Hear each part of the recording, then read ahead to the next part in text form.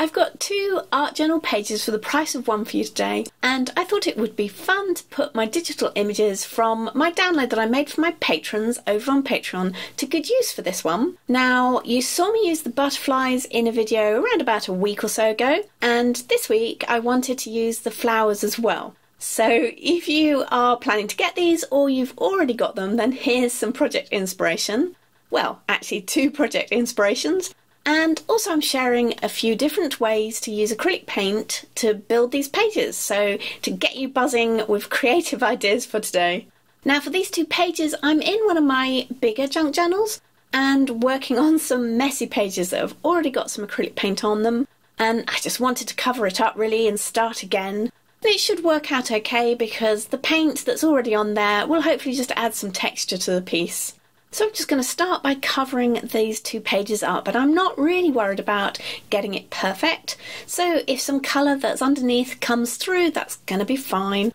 And I've also shortcut some more texture by adding in some collage paper and just using that wet paint that's already there to stick it to the page. So I'm not even going to bother to use gel medium or anything like that. Paint will do the job for me. Once the paint was dry, it was time to add another layer, and this time some more texture with some moulding paste through a stencil, and I'm just going to put them on both pages in random areas, so there's no real sort of thought behind this as to where it should go. Now don't forget that I list all of the products that I've used in the description under the video, so if you need them, just click the show more button, or if you're on mobile, it's the triangle that's next to the title. Now this double page is not intended to work together as a double page. It is definitely 2 separate pieces but with common elements. And those common elements are things like the texture, the colour and the focal images and just generally the style of it. But you'll see at the end how the similarities are and the differences are in these 2 pages. Once the moulding paste was dry, it was time to add some more colour, and I'm sticking with acrylic paint all the way through this really. I thought it would be fun to mix up a bit of neat acrylic paint and watered down acrylic paint and just use those 2 methods to colour this whole surface. And one of the things that I really love about using acrylic paint like this is that you can add some lovely accidental contrasts, especially if you have some texture on the page. So it's perfect for this kind of work.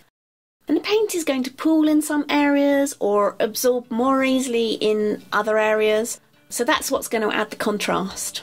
And you can see that on the page on the left, I went with using the purple colour around the edges and then placing the pinker of the 2 colours in the centre. And when we move on to the right hand page, instead for that one, I went with a diagonal gradient across the page.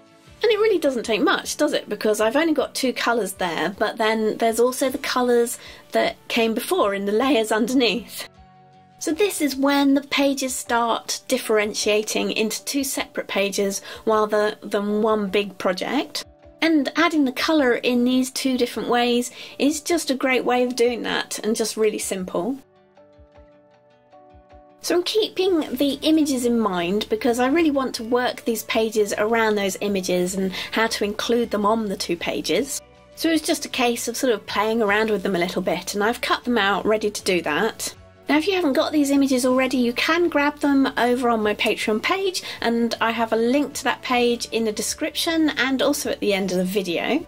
And they're available for all my patrons, so even if you are at the $1 level for the month, you can grab these. I just really wanted to add a surprise this month to say thank you to all of my patrons, and I had a lot of fun designing these. Now there's a colour version and also a black and white version so that you can add your own colour to them as you want. And I also shared the inspiration of how these came into being and kind of showed you where they all started from as well in my first creative exercise tutorial video that I posted on Patreon.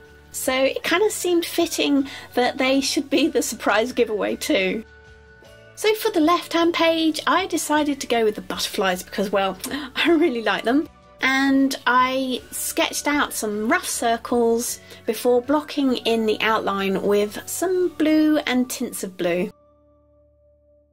There really was no plan for either of these pages other than using the download. And I had a few ideas that rummaged through my brain at different times whilst I was creating this. So there's kind of lots of ways it could have turned out. It was one of those sorts of pages.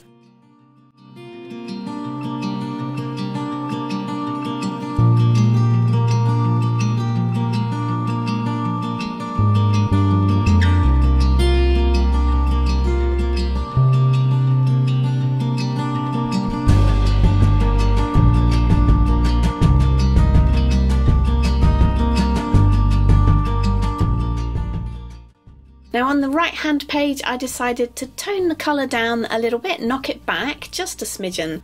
And to do this I used dry brushing with white paint just to pick up the texture on the page a little bit more.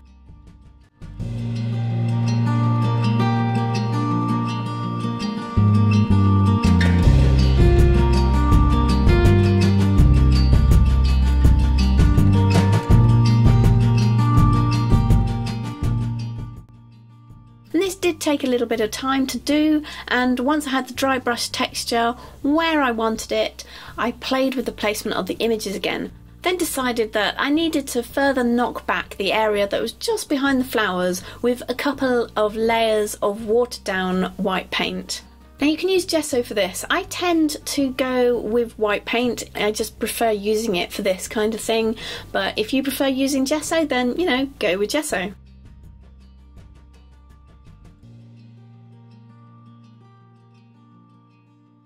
Okay, so everything is now dry and it's time to just go back over those bubbles with a stronger line.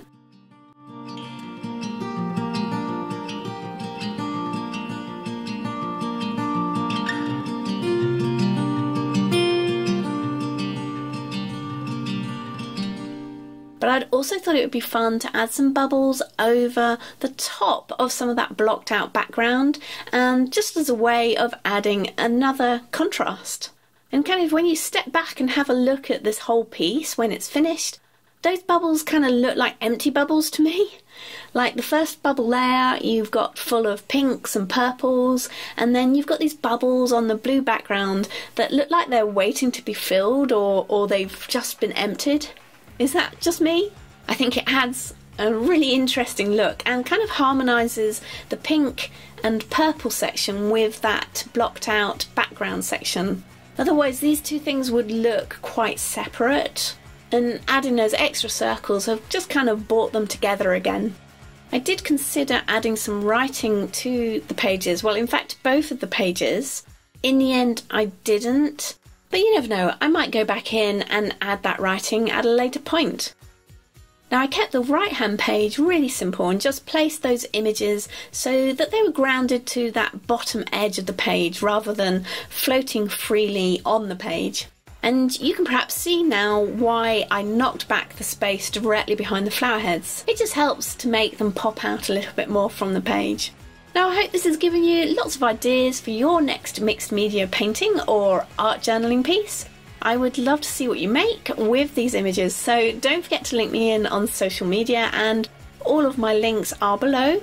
Usually you can find me at Kim Dellow on most things, or come and join me on Patreon and post them to the community page.